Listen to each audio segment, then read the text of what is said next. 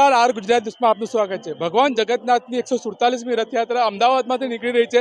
સારંગપુર જોડેથી નીકળી છે ઘી બજાર। મારી પાછળ તમે જોઈ શકો છો મોટી સંખ્યામાં ભક્તો રથયાત્રામાં જોડાઈ ગયા છે અને હવે સરસપુર રથયાત્રા પહોંચવાની તૈયારીમાં છે। તમે જોઈ શકો છો પોલીસ, રેપિડ એક્શન ફોર્સ અને બધી એજન્સીઓ અહીંયા સજ્જડ છે અને ભક્તોની ઘોડાપુર જાણે ઉમટી પડ્યો હોય અમદાવાદમાં એવું લાગી રહ્યું છે। આટલી ગરમીમાં પણ ભક્તો રથયાત્રામાં જોડાઈ ગયો છે। ભગવાન જગન્નાથની રથયાત્રા શાંતિપૂર્ણ રીતે અમદાવાદમાંથી પસાર થાય તેવી પોલીસ પ્રશાસનની કોશિશ છે। મોટી સંખ્યામાં પોલીસ પ્રશાસન પણ અહીંયા હાજર છે। આજે સવારે ગૃહમંત્રી અમિત શાહ અને મુખ્યમંત્રી ભૂપેન્દ્રભાઈ પટેલ પણ મંદિરે પહોંચ્યા હતા। મોટી સંખ્યામાં ભક્તો અહીંયા જોડાઈ ગયા છે। તમે જોઈ શકો છો। રઈસ સૈયદ, અમદાવાદ। ભગવાન જગન્નાથની રથયાત્રાના પર્વની રાજ્યના તમામ નાગરિકોને ખૂબ ખૂબ શુભેચ્છાઓ। અમદાવાદની આ રથયાત્રા જગન્નાથપુરીની રથયાત્રા પછીની સૌથી મોટી રથયાત્રા ગણાય છે। આ પવિત્ર દિવસે ભગવાન સામે ચાલીને નગરજનોને દર્શન આપવા માટે નીકળે ત્યારે નગરજનોના દુઃખ કષ્ટ નિવારણ થાય એ આપણા માટે સહજ છે। આ રથયાત્રા ભગવાનના દર્શનથી સૌ કોઈને સુખ અને શાંતિનો અહેસાસ થતો હોય છે। ભક્તિ, આરાધના, સેવાના પર્યાય સમી રથયાત્રા આજે લોક ઉત્સવ બની ગઈ છે। રથયાત્રા શાંત અને સલામત રીતે આખી સંપન્ન થાય એના માટેની પૂરી વ્યવસ્થા કરવામાં આવી છે। આજે અષાઢી બીજ અને અષાઢી બીજ એટલે કચ્છી ભાઈ બહેનોનું નવું વર્ષ। રાજ્ય, દેશ અને દુનિયાના દરેક કચ્છી ભાઈ બહેનોને નવા વર્ષની ખૂબ ખૂબ શુભેચ્છાઓ પાઠવું છું। પુનઃ એકવાર અષાઢી બીજ આપ સૌને અનંત શુભકામનાઓ।